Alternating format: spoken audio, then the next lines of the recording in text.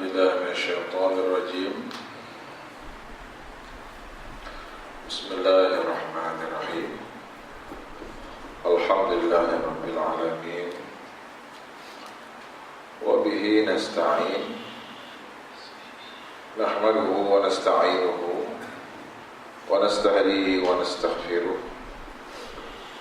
ونعوذ بالله من شرور أنفسنا وسيئات أعمالنا. من يهده الله فلا مضل له ومن يضلله فلا هادي له. أشهد أن لا إله إلا الله وأن محمدا عبده ورسوله. رب اشرح لي صدري ويسر لي أمري واحلل عقدة من لساني يفقهوا قولي. Tuan Imam Syukran, Tuan Imam Masjid Al-Hijrah, itu juga ahli-ahli jemaah sekalian, ahli-ahli qaryah Ketua Warisan dan sidang hadirin wal hadirat rahimakumullah. Assalamualaikum warahmatullahi wabarakatuh. Alhamdulillah wa syukurillah, kita menajatkan dan panjatkan syukur yang setinggi-tingginya kepada Allah dapat pada dikira mungkin sudah ada ibu-ibu penjaga-penjaga anak-anak yang sudah mula bersafir pada malam ini, dan esok sudah cuti. Kota Warisan esok cuti kan? Belum sekolah lagi ya. Pelajar-pelajar saya fahamkan cuti dah.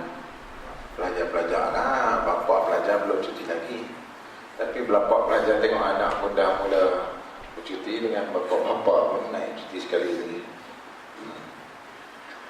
Walau bagaimanapun sebenar dan munasabah kasih Pak Cai atau Tahun Baru Cina itu bukan merujuk kepada keagamaan lah.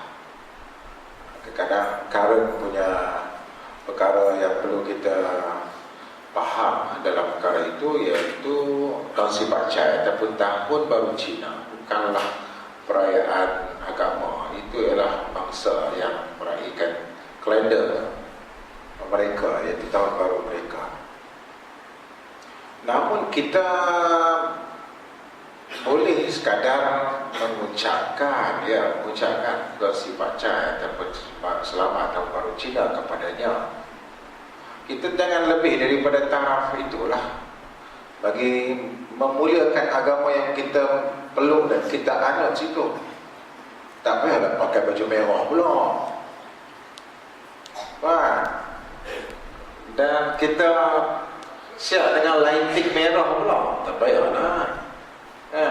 Betul, kita pula yang jenis gutu-gutu pula, terlebih pula lah senduk daripada karinya, terlebih pula rantai daripada keranya. Maka biarlah yang bangsa itulah yang merayakannya. Kok dia pun pemimpin yang ingin meraihkan warga dan rakyat jelata di bawah Dewan Undangan Negerinya dan di bawah Parlimennya, dia hadirlah dengan pakaian rasmi wakil rakyatnya. Dia wakil aja, dia pakai blazer aja, pakai tie aja, kan baju Melayu pun tak apa. Tak payahlah pakai baju yang menampakkan dia itu representing bangsa dan agama itu. Nampak isu itu kan? Kadang-kadang dia berlebih-lebih pula. Ya, dia mungkinlah atas kapasiti wakil rakyat dan pimpinan dia satu Malaysia, dia mungkinlah terpaksa untuk hadirlah demi untuk mengambil kira warga dan penduduk Malaysia ini kepelbagaian dan bermajmuk akan masyarakatnya. Maka dia attend saja pakai rasmi, dan tidak perlu sampai menampakkan pakaian mereka, orang yang sedang merayakan. Kerana bagi kita hanyalah raya Aidilfitri dan Aidiladha. Itu sahaja yang Allah menjadikan raya itu sebagai ibadat. Justru umat Islam hendaklah terus mengaji dan terus berkuliah dan terus dengan agenda majlis-majlis ilmu, kerana moga-moga pencerahan demi pencerahan akan dapat menyebabkan masyarakat itu bertindak dan melakukan apa-apa reaksi dan tindak tanduk itu berdasarkan faham yang jelas, berdasarkan satu kefahaman yang benar. Lalu contohlah kita sekarang ini dalam bab solat, dalam bab kitab solat, menghadiri sembahyang Jumaat untuk mendengar khutbah pada permulaannya ialah merupakan satu program yang mana para hadirin hendaklah mendengar dua khutbah. Kemudian para hadirin juga akan menunaikan 2 rakaat sembahyang Jumaat. Kenapakah 2 dan 2 yang akhirnya menjadikan jumlahnya itu 4? Dan kenapa pula diperingatkan pula idza qala li sahibukum ansit faqad lagaut, idza qulta li sahibika ansit faqad lagaut, atau kama qala sallallahu alaihi wasallam, sekiranya engkau menegur saudaramu dengan perkataan diam sekalipun, engkau telah lagaut.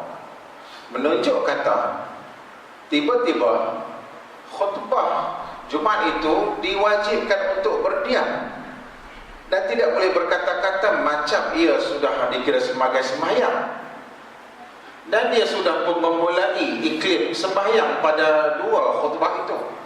Kerana rupa-rupanya kesempurnaan Jumaat itu ialah disempurnakan 2 khutbah dan 2 rakaat salatul Jumu'ah, mewakili 4 yang sedang berlangsung pada asal waktu-waktu yang berbaki, iaitu hari Ahad sampai kepada hari Khamis dan hari Sabtu, dan hari Sabtu itu maka dilakukan sembahyang zuhur 4 rakaat. Hari Jumaat unik dan istimewa, dilakukan 2 saja rakaat.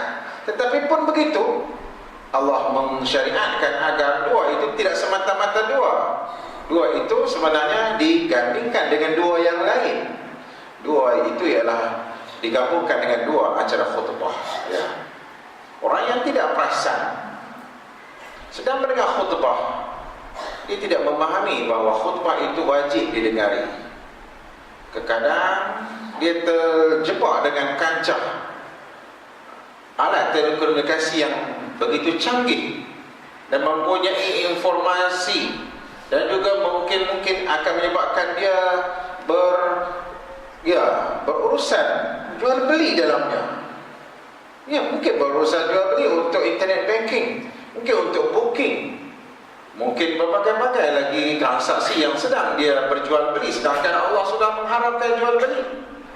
Idza nudiya lis-salati min yaumil jumu'ah fas'au ila dzikrillah wa dzarul bay'.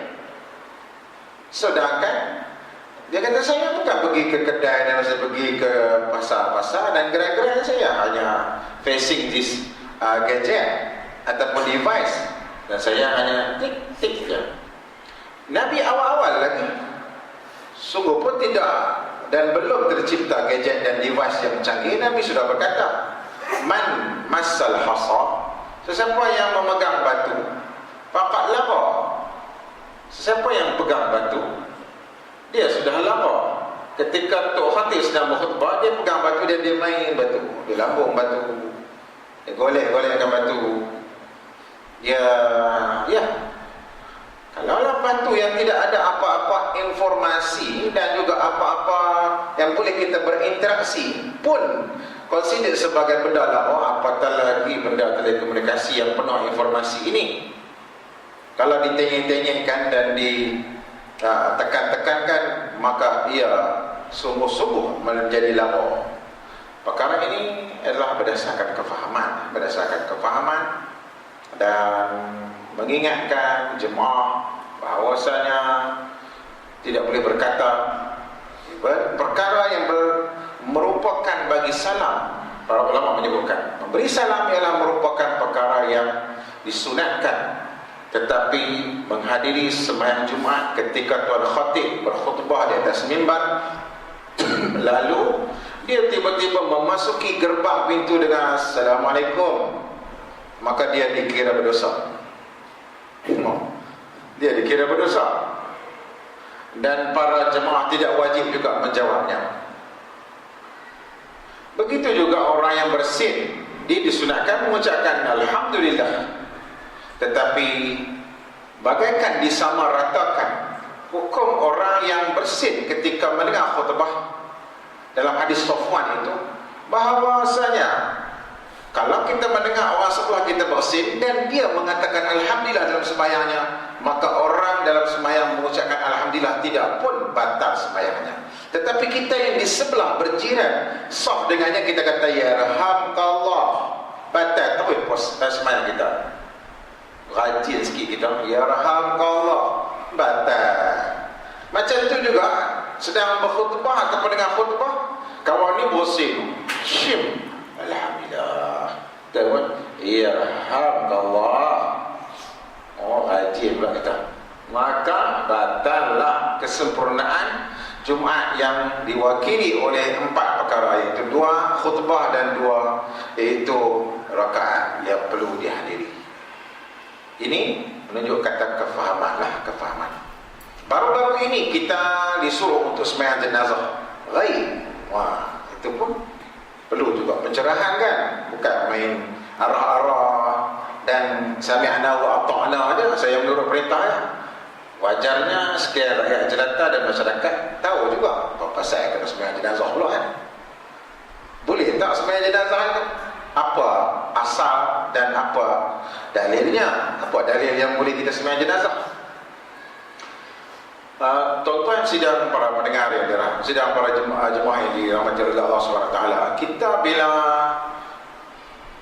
melakukan perkara memang kita dituntut untuk merujuk pada dalil, itulah yang tu yang paling bagus dan itu yang paling utama, agar kita jangan mendakwa-dakwi perkara yang kadang-kadang tidak ada dasar dan sanad dan ya lapihnya. Itu yang kadang-kadang menjadi viral dan ya bingit pula di laman sosial, isu berkenaan Nuh AS yang turun di Nuh ke Adam AS yang turun di Jabal Jerai. Jabal Jerai, dia kena letak Jabal sikit baru nampak hebat sikit lah, Jabal Jerai. Saya sebelum ini dalam kitab tarikh belum pernah jumpa dengan Jabal Jerai, hanya Jabal Nur, Jabal Thawr, Jabal Tursina kan. Itu disebutkan Jabal Tursina, tiba-tiba Jabal Jerai sudah pun menjadi Jabal yang ya sudah naik namanya. Ya, dalam keadaan kita terus menghormati para ulama, ya kita mesti menghormati para ulama. Dalam pada itu juga kita mesti memegang prinsip, iaitu mengkaji, meneliti sebelum ia diyakini dan diletakkan sebagai pegangan dan prinsip yang terus akan kekal dalam pegangan kita. Salatul ghaib sebenarnya Nabi pernah lakukan, dan Nabi melakukan selepas kemangkatan iaitu Raja Najasyi. Sebab dan faktor boleh sembahyang jenazah apabila, ini paling utama, apabila sembahyang tidak dilakukan di sana. Itu lebih-lebih lagi lah. Dia dikebumikan dan tidak ada orang sembahyang di tempat yang agak jauh, untuk para masyarakat yang lebih majoriti itu untuk pergi ke tempat itu. Oleh kerana si Muslim yang merupakan saudara kita ini yang wafat dan meninggal di satu tempat dan dia tidak disembahyangkan oleh jemaah di sana, maka wajib bagi kita untuk melakukan sembahyang secara baik kepadanya. Najasyi berkabinetkan menteri-menteri yang Kristian. Hendaklah kita tahu latar belakangnya. Najasyi ialah raja di Habsyah, raja Ethiopia. Dia asalnya Kristian, namun kitab Injil yang dianuti dan dipercayainya menyebabkan kitab Samawi itu benar-benar menyebabkan dia mudah pula jatuh hati kepada kitab suci Al-Quranul Karim. Kerana orang yang ahli kitab, dengan kitab dia mudah orang kata berjodoh je. Dia berjodoh dan mudah untuk bertaut hidayah dengan kalam Allah. Sebab Injil ialah kalam Allah. Al-Quran yang dibacakan oleh Ja'far bin Abi Talib ketika menyampaikan surah Maryam kepada Najasyi, menyebabkan Najasyi mengucap memeluk agama Islam. Oleh yang demikian, tuan-tuan yang dirahmati oleh Allah Subhanahu Wa Taala, bila mangkat sejarah Najasyi sampai berita kepada Rasulullah di Madinah, Rasulullah mengarahkan untuk dilakukan salat jenazah secara ghaib. Seorang sahabiah ataupun seorang wanita yang juga dikenali daripada Sa'id bin Musayyib menyebutkan bahawa Ummu Sa'din telah pun meninggal. Ketika itu Rasulullah tidak ada di Madinatul Munawwarah. Sekembali daripada safar ataupun travel Rasulullah SAW, Rasulullah bertanya-tanya. Rasulullah sering kali bertanya tentang jemaah. Mana jemaah kita ni? Mana kawan kita ni? Dia bertanya, lama dah tak nampak ni. Maka Rasulullah sering monitor dan bertanya khabar. Rupa-rupanya solat jemaah ini ialah solat yang menyebabkan orang itu akan sering kali keep in touch dan berjumpa dan bila terpisah sekali ataupun dua waktu sembahyang, itu menggelisahkan jemaah. Dia ada katanya, dia pergi mana? Dia pemusafir kah? Orang pekat tanya lah. Itu konsep asal sembahyang jemaah tu. Tautnya hati mereka dalam keadaan susun saf itu, dalam keadaan kaki mereka betul-betul merapatkan di antara kaki Allah. Yang ni memang kita nak suruh pun memang kita pelan-pelan buat. Tetapi memang kedudukan kaki kita yang sebenarnya ketika kita duduk qiyam bukan dalam bentuk V seperti mana yang kita selalu duduk buat dah. Walhal dalam bentuk yang sepatutnya ialah dalam bentuk menegak dan tepat mengarah ke arah kiblat. Begitu. Menyebabkan dia punya sisi kaki kita akan menyebabkan menyentuh sisi kaki sahabat sebelah. Itu asalnya begitu.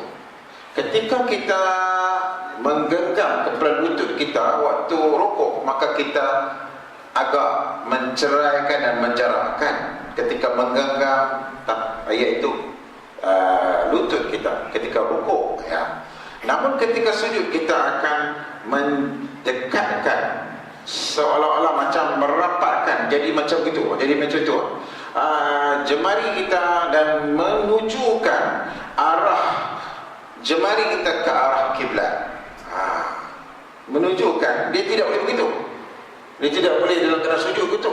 Ataupun sujud gitu. Dah dia sujud kena gitu. Sujud itu menunjukkan jemari ke arah kiblat. Qiyam itu menunjukkan jemari ke arah kiblat. Dan bila rapat itu, dia akan menyebabkan betul-betul lebih kuat ukhuwah dan persaudaraan. Kita sudah pun tidak berapa suka dengan terlalu rapat. Kita kadang-kadang jadi geli-geleman, tanya aku buat keluar ni tak? Dia jadi gitu pula. Dia jadi perasaan gitu. Awak sendiri duduk main apa? Duduk main-main gini, pergi sikit lah, jarak sikit lah, lapar masjid kita ni kan. Sembahyang bagi selesa, apa nak duduk apa? Nempel-nempel lah ni. Dia kata anggap nempel.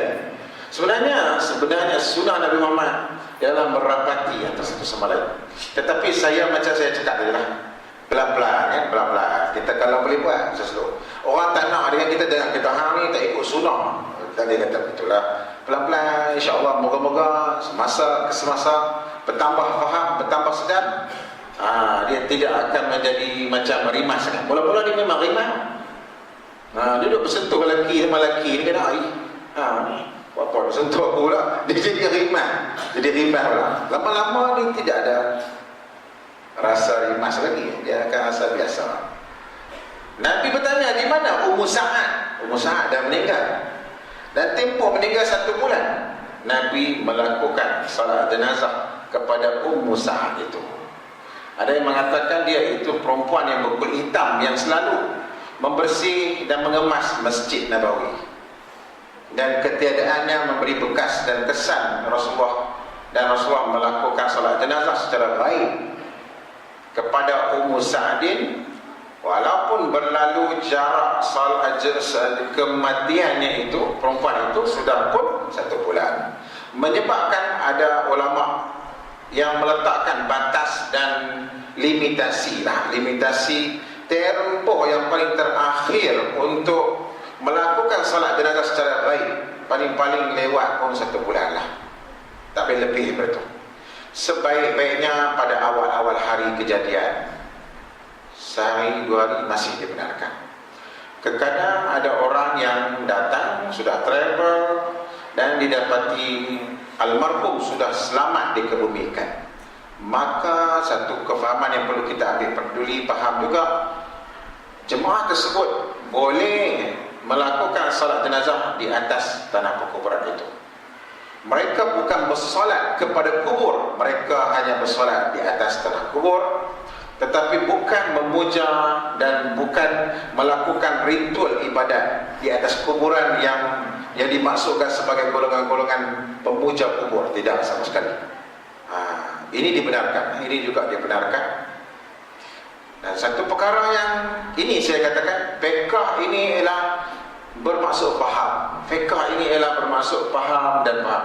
Fiqh ini juga menyebabkan akhirnya kita akan memberi faham bahawa masyarakat bila mana mereka itu menguruskan jenazah, perempuan masih diizinkan ketika batas, iaitu sehingga solat jenazah itu dilakukan. Selepas daripada itu, dia punya acaranya ialah acara tasyyi' jenazah, iaitu usung jenazah. Usung jenazah, ya, iring jenazah ke tanah kuburan. Orang perempuan terlibat tak terlibat? Tidak terlibat. Tidak terlibat. Tetapi dalam masyarakat terlibat tak orang perempuan? Terlibat. Fiqh ialah untuk memberi faham, fiqh ialah untuk memberi pencerahan, tidak bertujuan untuk nak menyesat dan menyalah-nyalahkan, tetapi just untuk nak memberi informasi yang sebenar-benarnya. Nabi melarang perempuan mengiringi jenazah ke tanah kubur lagi. Dalam pada itu Nabi mengizinkan untuk perempuan menziarahi kubur. Ziarah kubur open masanya. Tasyyi' jenazah, iaitu iring jenazah ke tanah kubur hari matinya, itu hanya berlaku pada hari kematiannya dan perempuan tidak diizinkan. Namun demikian berlaku juga kerana kadang melibatkan upacara kebumian rasmi dan akhirnya menyebabkan berlaku tembakan meriam, perarakan, kawat, taburan bunga, siraman mawar, dan kadang-kadang sampai berlebih-lebihan dalam binaan struktur, iaitu makam itu. Dan itu sudah pun melebihi daripada batas-batas hukum fiqh yang asal, Justru bila kematian almarhum Tuan Guru Ni Abdul Aziz Ni Ahmad, yang diperhatikan oleh anak beliau itu Ustaz Ni Abdul sebagai kedapatan warga-warga dan masyarakat yang begitu menghormati dan menyanjung mulia almarhum, sehingga berlebih-lebihan dalam mengambil pulang debu ataupun pasir dan tanah kubur almarhum. Maka ketika itu dia telah memberi hukum fiqh yang jelas untuk dipercerahkan kepada Facebook. Saya kira Ni Abdul begitu sudah menyampaikan dan sudah pun memberikan nasihat. Balagha risalah wa adana amanah, dan dah sampaikan amanah. Walaupun dia sepatutnya dia, kalau nak ke hukumnya orang disukalah orang buat begitu, tetapi sebenarnya orang yang benar dia tidak suka dipuja sangat. Orang yang berada pada landasan yang benar, dia tidak suka orang cium tangan dia berlebih-lebihan.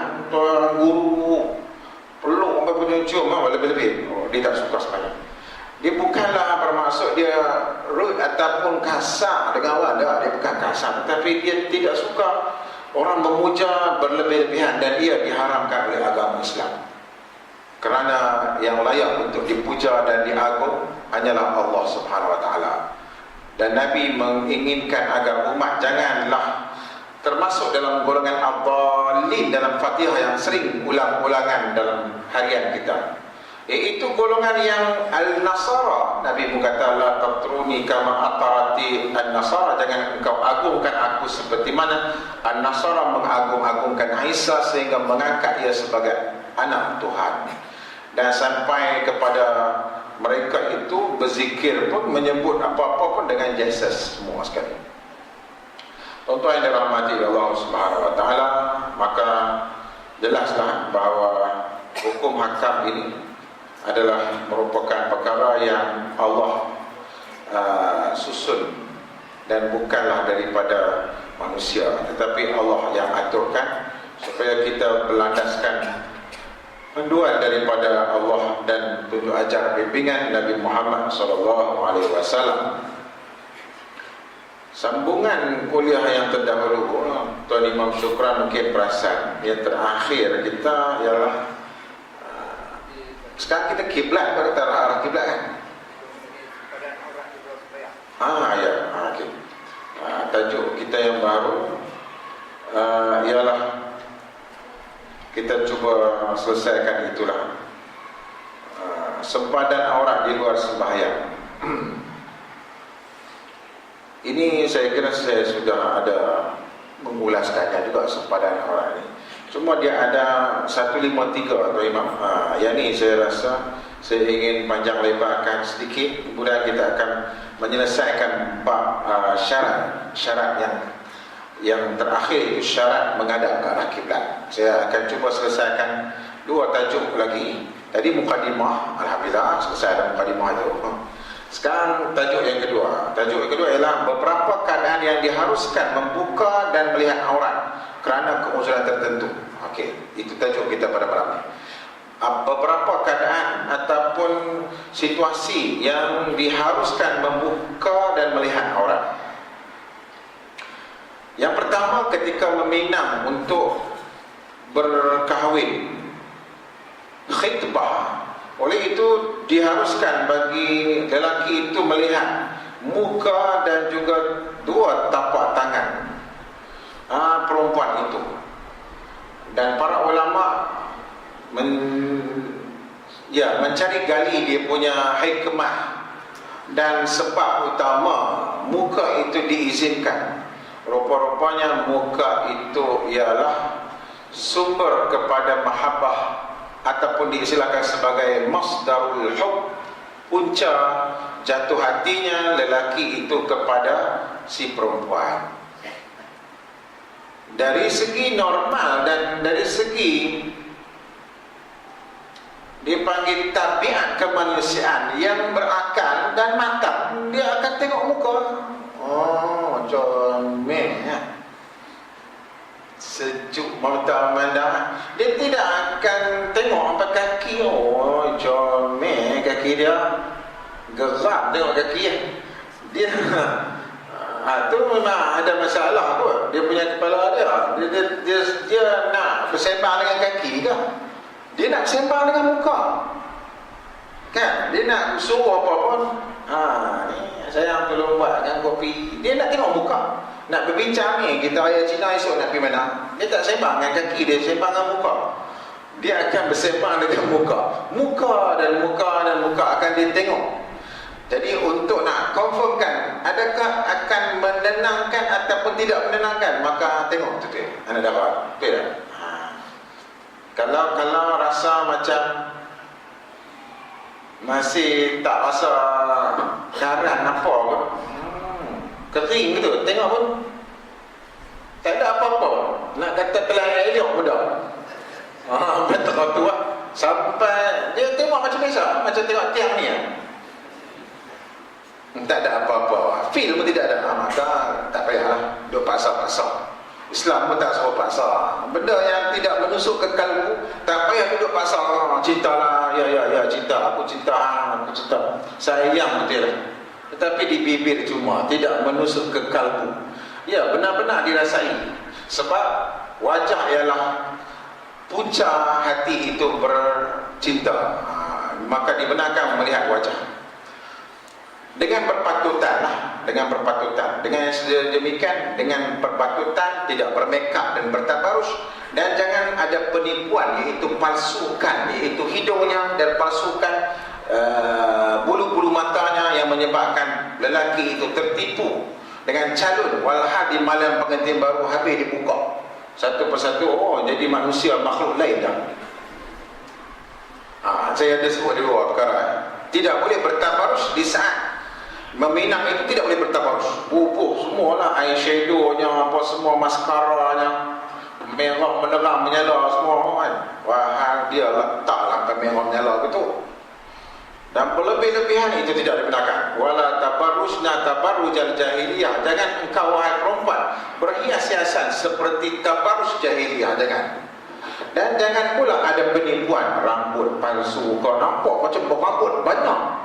Dia punya, dia mungkin dia pakai tudung ke, nampak lebat rambut dia. Ini memang dia sumpung elok ni kan. Malam pengantin baru rupanya dia buka. Ini dia seketui. Rupanya dia botak licin rupanya bawah tu. Alamak, bini aku botak rupanya. Terima je lah. Seadanya, dia kata keluar skrip terimalah seadanya. Terima je lah. Penipuan itu menyebabkan dia boleh membatalkan, cancel perkahwinan itu. Penipuan boleh menyebabkan dia boleh minta fasakh. Berhati-hati ya. Sebab itu mesti clear. Ini dah pasangan dah. Ya. Hatta ketika akad pengantin lelaki pun ditanya oleh tuan qadi, betul tak ni anak darah anak nikah ni? Ya, betul. Anak darah pun ditanya, betul tak ni tuan lelaki nak kau nak nikah dengan dia? Ya, betul. Itulah bakal suami saya. Clear. Kita akan nikah. Maknanya penjelasan sehingga di saat-saat terakhir sebelum di akad nikahkan. Jangan dengan tapak tangan, maklum kasih dalam masa waktu. Dan tapak tangan mewakili warna kulit dan juga mewakili gemuk ataupun kurusnya orang itu. Tapak tangan itu, tapak tangan mewakili itu. Cukup sekadar telapak tangan memadai dah. Tidak berlebih-lebihan. Oleh demikian, keluarlah anak dara di kala pengantin dan keluarga pengantin lelaki datang bertandang. Dan bolehlah dia melakukan perkara yang seperti mengangkat edah ataupun duduk berbual dengan mak pengantin lelaki itu. Dan tidak perlulah sampai berjalan. Buat apa ni? Saya nak tunjuklah.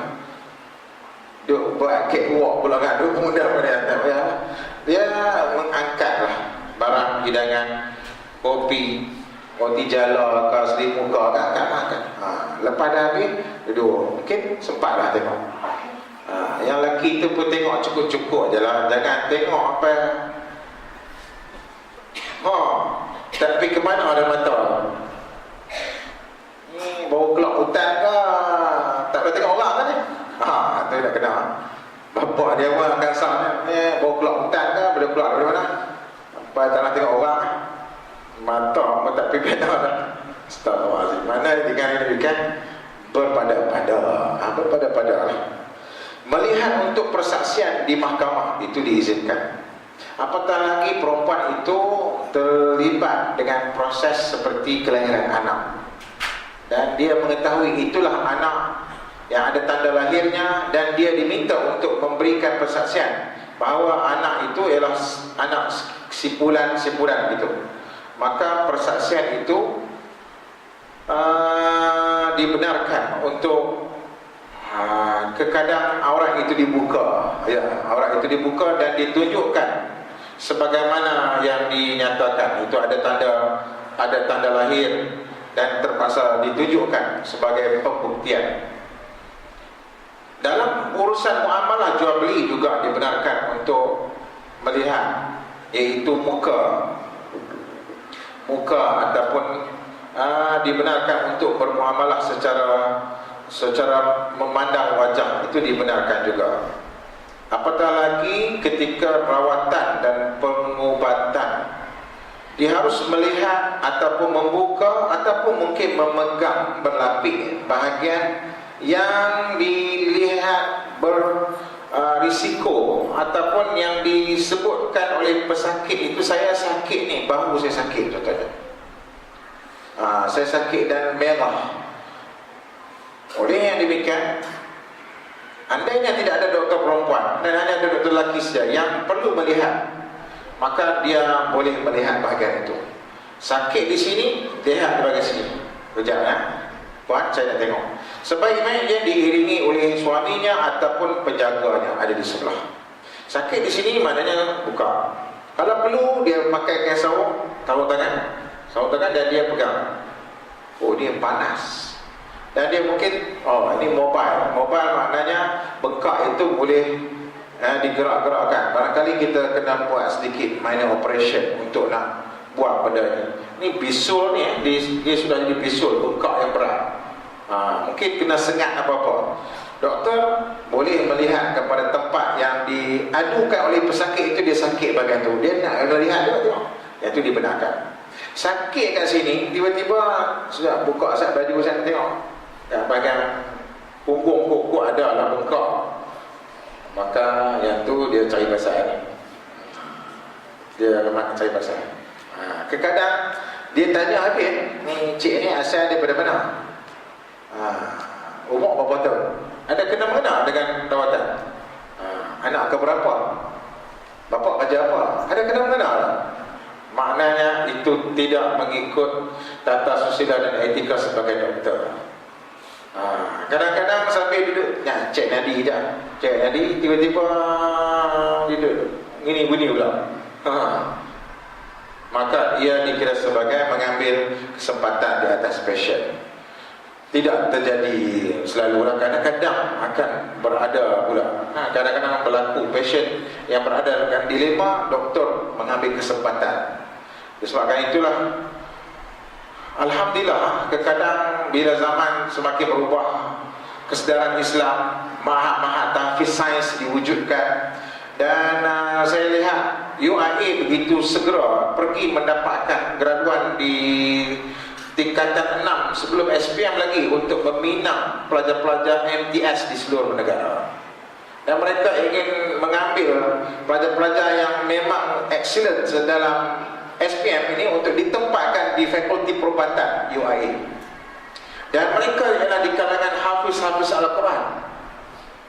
Bila hafiz Al-Quran, moga-moga lah risiko dan potensi nak buat kelakuan tak elok tu lagi kurang lah. Risikonya lagi kurang lah. Tak kata maksum terus, dia tak kata lah maksum, tetapi risiko dia kurang sikit lah. Dah hafiz Al-Quran, semuanya bismillah tuan-tuan, bismillahirrahmanirrahim, dan dia baca Al-Quran sambil operate itu berzikir, sambil apa-apa urusan pun bismillahirrahmanirrahim, subhanallah. Dan dia membacakan iaitu Rabbanas azibil ba'sa Rabbanas wasfi anta syafi la shifa ila shifa la yughadiru saqma Allahumma anta syafi la shifa ila shifa. Dia bersebut, menyebut dan berzikir nama-nama Allah. Maka itu amat-amat kita nakkan, iaitu doktor-doktor Muslim yang Masya Allah yang mempunyai kemampuan mereka menghafaz Al-Quran dalam masa yang sama. Mereka juga adalah seorang doktor pakar. Ummu Salamah minta izin kepada Rasulullah untuk berbekam. Lalu Nabi mengizinkan untuk Abu Tayyibah melakukan bekam kepada Ummu Salamah. Menunjuk kata pasien ataupun pesakit perempuan yang ingin dirawat dan diubat oleh seseorang doktor ataupun pengamal perubatan lelaki diizinkan untuk kadang terpaksa membuka bahagian tertentu yang ingin dirawat sahaja. Dalam keadaan yang lebih baik, abang dia ada, suami dia ada, insya Allah dia akan lebih terkawal dan terjaga. Suami dia ada tengok, nak scan tapi suami ada, suami ada. Tetapi alhamdulillah di Sabak Tinggi ada sudah untuk kita boleh mencari doktor-doktor perempuan untuk contohnya cek pemeriksaan ketika isteri ataupun rumah kita mengandung. Dan itu option yang saya kira menyebabkan kita mesti kena ambil option perempuan lah. Kita bagi laluan untuk laluan azan fardu isya. Lepas azan kita akan sambung semula. Berkenaan dengan syarat yang terakhir yang kita nak sebut ialah syarat menghadap kiblat, insyaAllah.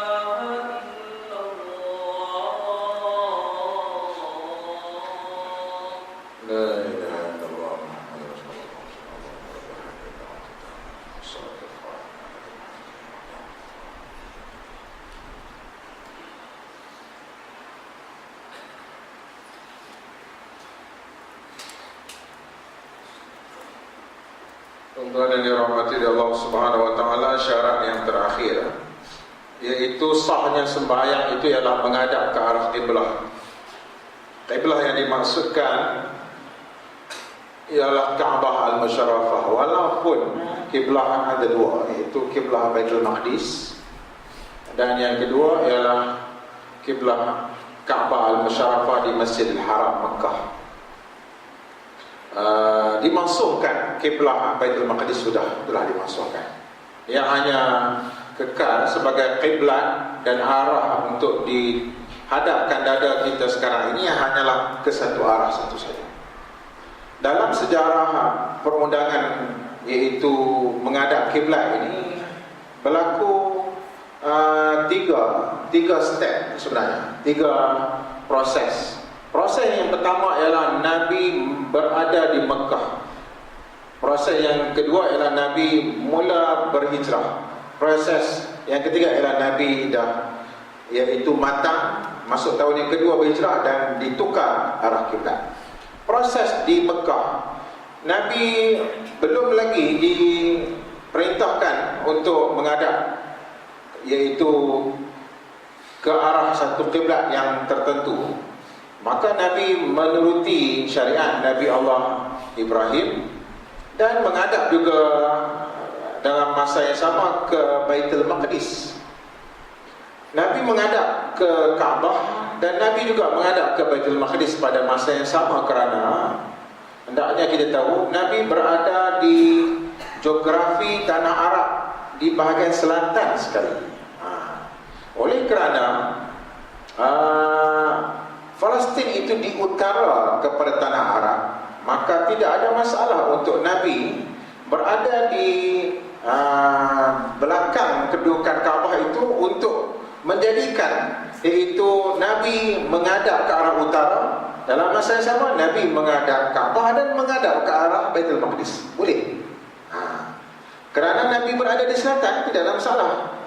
Tetapi dan ia berlaku terutama sekali pada zaman awal-awal diturunkan kefarduan salat, dan Nabi sudah pun bersama dengan para sahabat melakukan salat ada di rumah Al-Arqam ibni Abi Al-Arqam di lereng bukit. Di rumah Rasulullah sendiri, di rumah Khadijah, Nabi pun ada musallanya. Sehingga kan di rumah Rasulullah dengan Khadijah ada musalla yang khusus untuk Nabi menghadap. Termasuklah juga Jabal, iaitu Nur, yang di puncaknya Gua Hira juga rupa-rupanya Allah menjadikan bentuk gua itu sudah pun mengarah ke arah Kaabah dan juga dalam masa yang sama ke arah Palestin. Bila Nabi berhijrah ke kota Madinah, maka berlakulah di sini, iaitu turun ayat Allah suratul Baqarah ayat 150. Ayatnya panjang lagi, iaitu qad nara taqalluba wajhika fis sama falanawalliyannaka qiblatan tardaha fawalli wajhaka syatral masjidil haram. Kami, iaitu Allah, melihat engkau sering mengangkat kepalamu mendongak ke langit. Bukan Nabi mendongak ketika sembahyang, tak boleh. Sembahyang tidak boleh mendongak ke atas. Ada orang sembahyang mendongak ke atas demi untuk mengagung-agungkan Allah yang dipujanya, maka dia melihat ke atas, tak boleh. Juga tidak boleh juga melakukan salat dalam keadaan pejam mata, dengan alasan saya kalau tak pejam mata tak khusyuk. Pada pejam mata, Bismillahirrahmanirrahim, tak nampak apa-apa dah, gelap gelita, dan khusyuk betul-betul lah. Dia kata saya memang khusyuk. Apa-apanya semua jemaah pakai balik rumah dah, dia duduk pejam je. Pejam punya pejam, semua orang pakai balik dah. Bapaknya khusyuk sangat lah. Sebab itu kena berpijak di bumi nyata, kena tengok dan perhati tu imam buat apa, langkah berikut, takbir intiqal dan berubah daripada qiyam, rukuk, sujud, antara dua sujud, tahiyat. Tengok juga, bukan kata pejam Allah nah. Tidak boleh dalam keadaan tak khabar. Dia kena khabar benda apa dia buat. Dan imam tengah buat apa, dia kena perasan. Juga tidak boleh kita sembahyang dalam keadaan terlebih-lebih kita menggerak-gerakkan. Bismillahirrahmanirrahim. Itu dia punya presnya demi untuk menambahkan tadabburnya ayat Quran sampai gini. Kalau dia nak mendengar ayat Quran dengan hafalan, dia mungkinlah Bismillahirrahmanirrahim, boleh apa-apa ayat-ayat kan, dia kadang-kadang dia ni. Tetapi dalam sembahyang dia kan terbawa-bawa pula. Kadang-kadang dihinggut gamil lah sampai orang sebelah ataupun nampak terkena dengan dia punya goyangan itu. Dia tak payah goyang lah, tak payah dihinggut sangat, demi untuk nak menambah khusyuk. Tuan-tuan yang dirahmati Allah, Nabi menghadap ke atas kepala, menongak kepalanya ke atas langit, menunggu wahyu bila Allah turunkan untuk menyuruhkan Nabi Muhammad menghadap ke arah kiblat di Makkah. Itulah kiblat Ibrahim. Tetapi Allah belum memfardukannya. Maka tuan-tuan yang dirahmati Allah Subhanahu wa taala, akhirnya berlaku di Masjid Qiblatain. Nabi menghadiri satu acara di rumah Ummu Bishr. Selesai makan-makan, masuk waktu zuhur, Nabi pun perintahkan kepada Bilal azan, dan akhirnya iqamah, dan mereka pun melakukan salat zuhur waktu itu, zuhur. Dan akhirnya tengah sembahyang 2 rakaat, pada rakaat yang ketiga tiba-tiba Allah turunkan ayat itu, qad nara taqalluba wajhika fis sama falanwalliyannaka qiblatan tardaha fawalli wajhaka syatral masjidil haram. maka engkau hadapkanlah wajahmu sekarang, seolah-olah macam bracketnya sekarang, jangan tangguh lagi. Maka hadapkanlah wajahmu ke arah Masjid Haram. Nabi sami'na wa ata'na, Nabi pun memang duk tunggu lama nak buat benda itu, dan Nabi dengan terus berpusingan 180 darjah. Dengan sebab 180 darjah, Nabi akan berputar terus, menyebabkan Nabi menghadap para sahabat terus. 180 darjah menyebabkan dia berputar tengok para sahabat balik, dan menyebabkan Nabi facing para sahabat. Dan sahabat Nabi semuanya dalam keadaan hormat. Tidak ada sebarang prejudis dan sangka buruk kepada Tuan Imam. Yang mereka tahu Nabi buat benda bukan saja-saja mengada-ngada dan tak ada tentu halanya. Nabi mesti ada pasal dia buat begitu. Mereka terus menunggu apa yang akan ditindak tandukkan oleh Rasulullah. Rasulullah rupanya buat begini, maknanya, ataupun tunjuk dengan tangannya. Tunjuk dengan tangannya, mereka pun dah faham. Para sahabat cerdik, para sahabat ni pikak, faham. Buat tangan macam tu pun dia faham. Maksudnya suku buka, sebab Nabi nak meloronginya. Kalau kita kadang-kadang orang nak lalu, kita setengah semayang, tiba-tiba orang nak lalu, kita buat gini, dia tak faham lagi tu, dia angkat tu. Kami lagi tu, dia boleh angkat di tepi, tolak sikit, bagi dia boleh lalu pula. Dia pergi bengkok kata kita, dia lalu pula. Astagfirullah.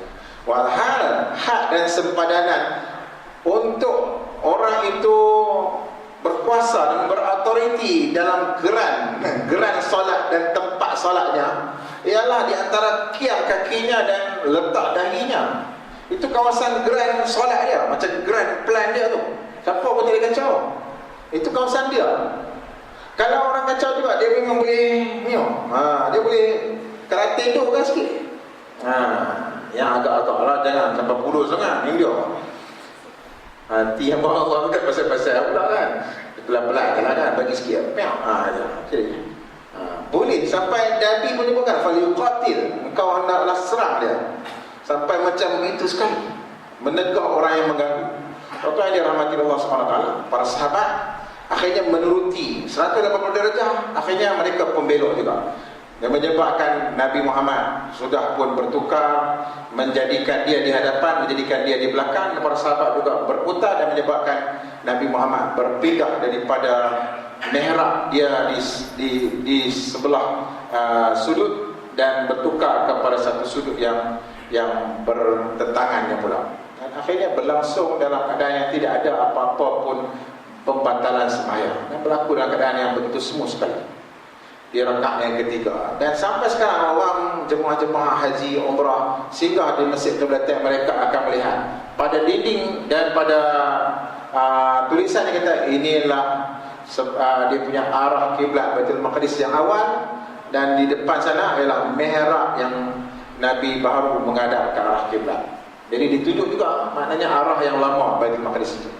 Sebab berlaku di situlah Nabi melakukan dua arah kiblat pada satu sembahyang. Uniknya, satu sembahyang dua kiblat Nabi pernah melakukannya. Waktu yang dirahmati oleh Allah Subhanahu wa taala, maka Nabi berkata dalam hadis ini, kalau idza qumta ila shalah fa'asbighil wudu, kalau kamu ingin melakukan sembahyang maka sempurnakanlah wudu. Ini hadis yang dinasihatkan kepada seorang lelaki yang sembahyang, dan dia selesai dia sembahyang, dia berjumpa dengan Nabi, dia bagi salam, dan Nabi jawab salam. Nabi berkata, a'id as-salah, ulang balik sembahyang, fa innaka lam tusalli, kau belum sembahyang. Maka sahabat itu pun terus taat perintah Allah, dia pun sembahyang balik. Kemudian dia bagi salam, dia jumpa Rasulullah lagi. Mungkin dia nak bersurai dah, Assalamualaikum, minta izin dah. Rasulullah kata, ulang balik sembahyang, kamu belum sembahyang. 3 kali dia jadi macam tu. Dan akhirnya dia pun berkata, ya Rasulullah, demi Allah yang mengutuskan engkau sebagai Rasul ke arah kebenaran, engkau tolonglah ajar aku, tolonglah ajar. wahai Rasulullah, tolonglah ajar aku cara sembahyang. Sekarang ni tolong ajar aku sipu cara nak sembahyang ke cara nak menyanyi pula jadinya. Rasulullah para sahabat tunjuk ajarku Rasulullah bagaimana nak sembahyang. Itu asalnya. Para sahabat minta, ya Rasulullah tolong ajarkan aku. Maka Rasulullah berkata, kalau anak sembahyang lain kali, hendaklah kamu sempurnakan wudu. Istaqbil qiblah, menghadap ke arah kiblat. Pastikan betul-betul menghadap kiblat dan sepi, tenang dah betul-betul, maka kita pun ada dah dalam hati kita nak sembahyang isyak sekejap lagi. Isyak, dan aku akan sembahyang isyak 4 rakaat makmum. Kemudian dia lafazkan untuk kalau dia nak bagi kukuhkan, usolli fardal isya'i 4 rakaatin adaan makmuman lillahi ta'ala. Mungkin dia nak lafazkan itu sebagai kukuhkan saja, tetapi tidak disyaratkan pun untuk melafazkannya. Kalau dia tidak lafazkan dalam hati dia sudah ada, aku nak sembahyang isyak 4 rakaat makmum. Kemudian dia terus Allahu Akbar. Maka dalam takbiratul ihram itu betul-betul dia angkat dengan menyamai dengan dia punya bahunya itu. Dan itu disunatkanlah mengangkat itu sunat. Tetapi yang diwajibkan ialah sebagai rukun ialah Allahu Akbar. Allahu Akbar itu yang wajib. Ada kadang-kadang berlaku tak bunyi apa pun, Allahu Akbar pun tidak ada, menyebabkan rukun takbiratul ihram itu tidak disempurnakan. Sampai Rasulullah kata thumma kabbir thumma iqra al-Fatihah thumma, sampailah habis dan hatta tatma'inna raki'an hatta tatma'inna sajdah, sehingga kamu tamakninah. Hadis ini panjang, tetapi dalam hadis ini yang paling utama sekali menghadap ke arah kiblat. Bila kita di kota warisan contohnya, menghadap arah sahaja, bukan menghadap iaitu objek Kaabah itu. Bila kita di Masjid Al-Haram Mekah dan masuk dalam masjid dah, dan kita pun boleh cari di mana masjid ya, masjid tu dia. Di mana Kaabah tu? Kita nampak dah. Maka dah nampak Kaabah, betul-betul kita menghadap. Itulah Kaabah. Allah Akbar. Dan dah nampak Kaabah pula tu, kita pergi pusing sebelah lain demi untuk nak menjaga mungkin sahkah ataupun bangunan itu ada dia punya construction ke apakah, dan orang pakat dah susun sebelah sini dan dia tahu ini Kaabah belum sikit, maka apa hukumnya? Batal. Ataupun dikira tidak sah sembahyangnya kerana syarat untuk sah salat ialah betul-betul menghadap kiblat. Terbagi menghadap kiblat itu bagi yang berada di hadapan Kaabah ataupun jauh daripada Kaabah. Kita ini orang jauh daripada Kaabah, maka menghadap arah pun dah dikira sah sembahyang. Orang yang berada dalam Masjid Haram wajib memandang terus kepada ain Kaabah itu. Nampak betul-betul ini Kaabah, maka dadanya betul-betul dihadap.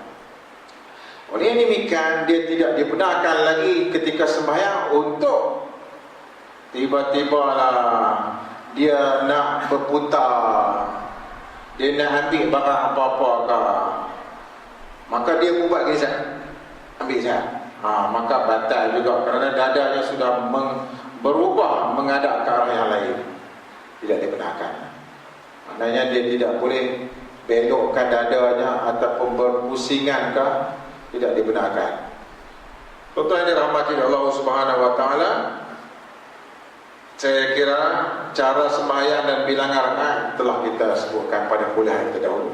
Kerana dia menyebutkan semula waktu sembahyang dan bilangan rakaat, dan itu saya rasa sudah kita sempurnakan. Alhamdulillah, selesailah kali ini untuk syarat-syarat sah sembahyang. InsyaAllah di lain ketika ada rezeki kita berjumpa lagi pada tajuk yang baru. InsyaAllah Tuan Imam Syukran selalu mengikutinya, dan saya mengharapkan juga jemaah yang lain tolong peringatkan saya kalau terlupa nanti. Kuliah akan datang ialah tajuknya ialah rukun sembahyang pula. Dia bukan syarat pula, dia adalah rukun pula. Rukun sembahyang. Rukun yang bermula dengan niat, yang bermula dengan berdiri bagi yang berpuasa. Kemudian yang ketiga takbiratul ihram, Allahu Akbar. Rukun. InsyaAllah ada banyak lagi rukun-rukun yang perlu kita panjang-panjangkan lagi.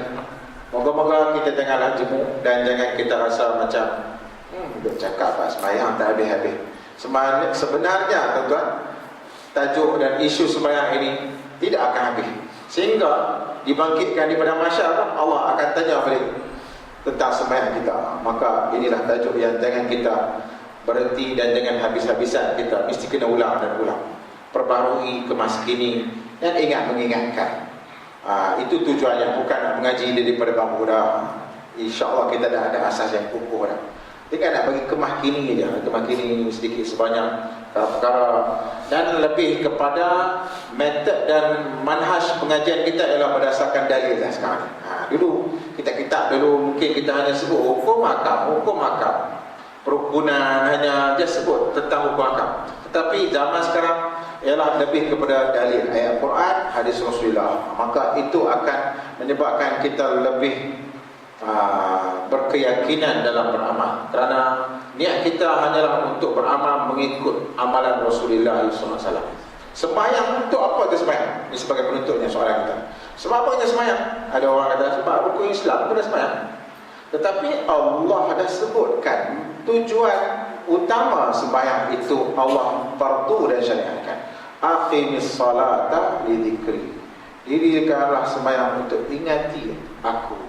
Maka kita tujuan sembahyang ialah untuk ingat kepada Allah Subhanahu Wa Taala. Kalau itu maksudnya, andai sembahyang kita itu tidak membawa kepada ingat kepada Allah, maka apa gunanya bersembahyang? Sehinggalah tujuan utama sembahyang itu tidak dapat direalisasikan. Sembahyang dalam keadaan ingat kepada benda yang lain, itu tidak dibenarkan. Maknanya sembahyang ialah untuk ingat kepada Allah. Sekianlah dan saja dulu kuliah kali ini, yang baik daripada Allah, kekurangan, kesilapan daripada kesilapan kita selaku manusia. Sebelum nak tutup, ya sila ada soalan ya. Silakan. Ya.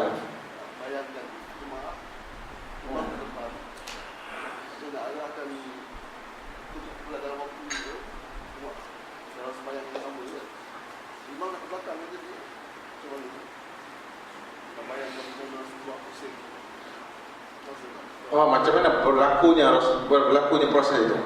Proses yang perubahan kiblat. Nabi sembahyang, dia menghadap ini Baitul Maqdis, saya andaikan ini Baitul Maqdis. Para sahabat di belakang lah. Kemudian turun ayat pada ketika mana Rasulullah SAW tiba bangun daripada sujudnya sampai ke atas, Allahu Akbar, dan Nabi ingin baca Fatihah. Bismillahirrahmanirrahim. Alhamdulillah. Rakaat ketiga zuhur, turun ayat fawalli wajhaka syatral masjidil haram. Asalnya Nabi menghadap Baitul Maqdis, dan asalnya para sahabat duduk belakang menghadap Baitul Maqdis juga. Maka Rasulullah dengar aja fawalli wajhaka syatral masjidil haram, Rasulullah pun tukar terus. Tukar 180 derajat. Dan para sahabat tengok Rasulullah. Saya menganggapkan seolah-olah berani lah kan. Walau sepatutnya saya menghadap sini, tapi nak memudah bicara dengan tuan. Para sahabat pun menghadap Rasulullah, dan Rasulullah pun menghadap para sahabat. Rasulullah buat gini, para sahabat terus buka dorong. Rasulullah pun menelusuri ataupun meredahi saf para sahabat sampai dia meninggalkan saf itu. Maka Rasulullah pun duduk situ, para sahabat pun pusing 180 derajat, duduk di belakang dah. Itu proses berlaku. Kemudian teruslah Rasulullah menyiapkan, sempurnakan, iaitu bacaan Al-Fatihah, Allahu Akbar, Sami Allahu liman hamidah, sampai rakaat yang keempat, sampailah Assalamualaikum warahmatullahi, mengakhiri sembahyang itu dalam keadaan Nabi sudah bertukar kiblat yang baru.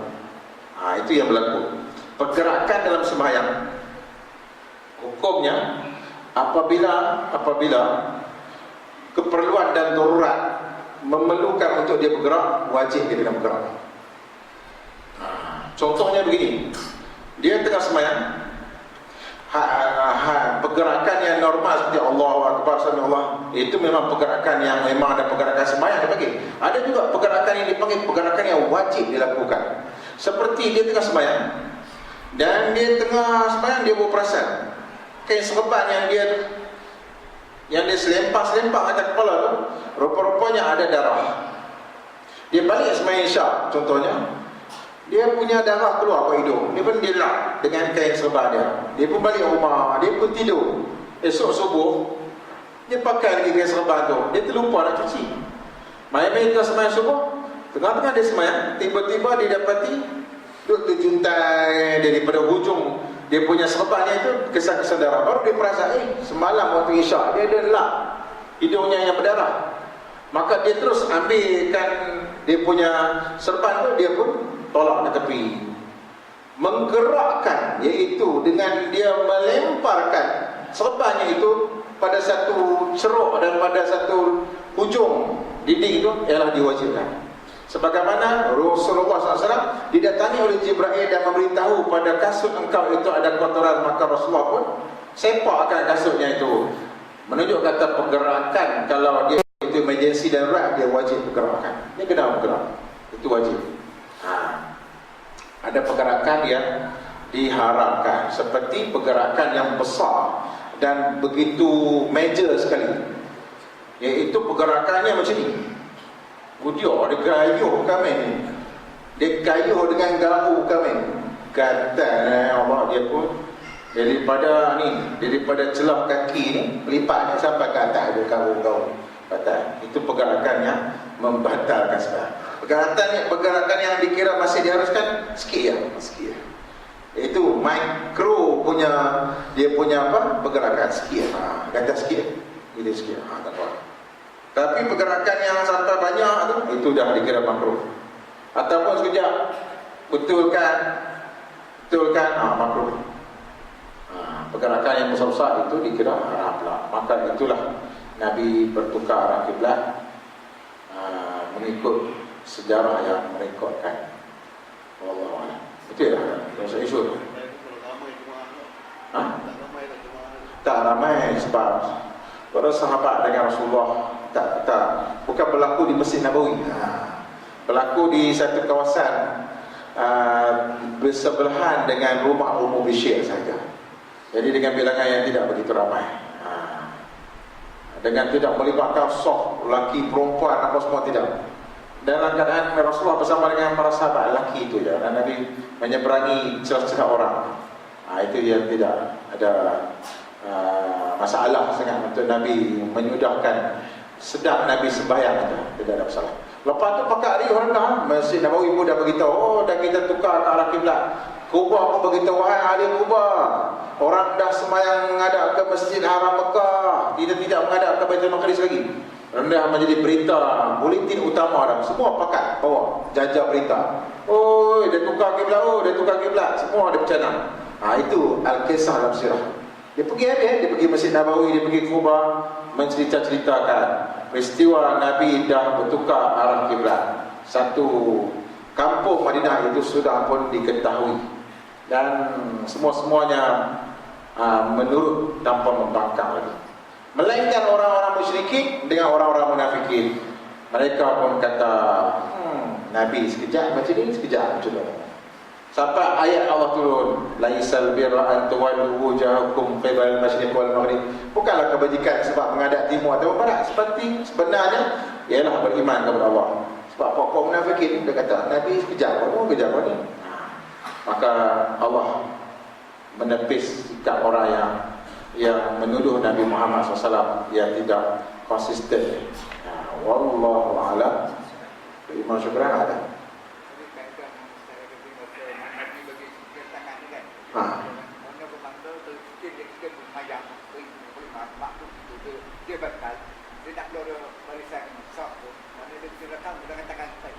Ya, sahih. Andai makmum terkentut ataupun mungkin berlaku batal sembahyang secara umum, dan hendaklah dia yang berada dalam saf dia dipusing tu. Andai dia duduk tepi dah, dekat dengan sajdah tu, tak payahlah. Dia buka sajdah dia terus bismillah keluar je lah. Tetapi dia duduk tengah-tengah ni. Oleh demikian, andai dia duduk tengah-tengah ni, dia menghadap ke Imam Syukran. Lepas tu dia batal. Dia kena putar macam ni, kemudian dia kena tunjuk kat sini. Dan makmum sebelahnya, yang di depan dia tu ataupun menghadap dia tu, kena bagi kerjasama. Terus saya ingat sikit. dan dia pun mencelahi, dan dia dapat capai belakang saf kedua dan ketiga dengan segera, dan dia tidak perlu merendahi dan melintasi depan orang sembahyang. Itu cara yang paling mengurangkan dia daripada dia terpaksa melintasi depan orang sembahyang. Depan orang sembahyang tak boleh lintas, hukumnya dosa. Oleh demikian dia buat begini, dan orang belakang dia terus buka laluan, dan dia pun celah. Celah. Dan dia pun celah dalam keadaan yang berhati-hatilah, dengan kasar kan. Dan ini menunjuk kata hukum fiqh ni bila dia belajar semua pakat tahu, senang cerita. Masalahnya dia tak faham. Ni apa cerita? Dia angkat tangan, kau tu duduk ni. Apa faham? Sudah. Lepas tu kawan tu tunjuk tu. Kawan ni tunjuk ni. Nak kedang. Sudah. Kalau jadi gitu tak boleh apa. Jadi memang tak faham. Tu lepas tu kita lari boleh. Kawan tak tahan, memang puak dah tak tahan. Kalau tu tak bagi keluar. Kawan tu dia emergency kan. Dia memang tak tahan. Dia mungkin ada benda masalah, dia kena keluar daripada majlis tu. Contohnya dia emergency kan. Dia mungkin perut dia dah berbulah-bulah sangat, dia memang terpaksa kena keluar. Dah terkeluar dah sikit tu. Dan dia nak kena keluar juga. Tetapi kawan ni tak bagi keluar. Itu yang menyebabkan dia terpaksa melakukan perkara ini. Tapi jemaah harusnya kena faham bahawasanya cara keluar dari sembahyang ialah dengan Assalamualaikum warahmatullahi, kemudian terus dia berputar dan dia tunjukkan tu, dan orang sebelah orang itu pun kena bukakan untuk dia melorongi di tengah-tengah. Itu cara yang afdal. Wallahu a'lam. Cara yang betul-betul. Soalan yang terakhir kot tadi. Soalan yang terakhir.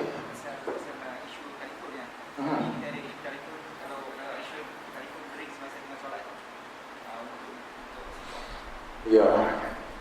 Pandai telefon berdering ketika solat berlangsung. Sebab itu pastikanlah anda telah pun menjadikan telefon itu sudah dalam mute, senyap ataupun vibrate saja. Jangan dibunyikan ataupun dalam keadaan dihidupkan. Andai dia bunyi juga, memang dia bunyi juga, cubalah untuk mengurangkan dia punya kemudaratan bunyinya itu. Dia bolehlah cepat-cepat untuk menekankannya.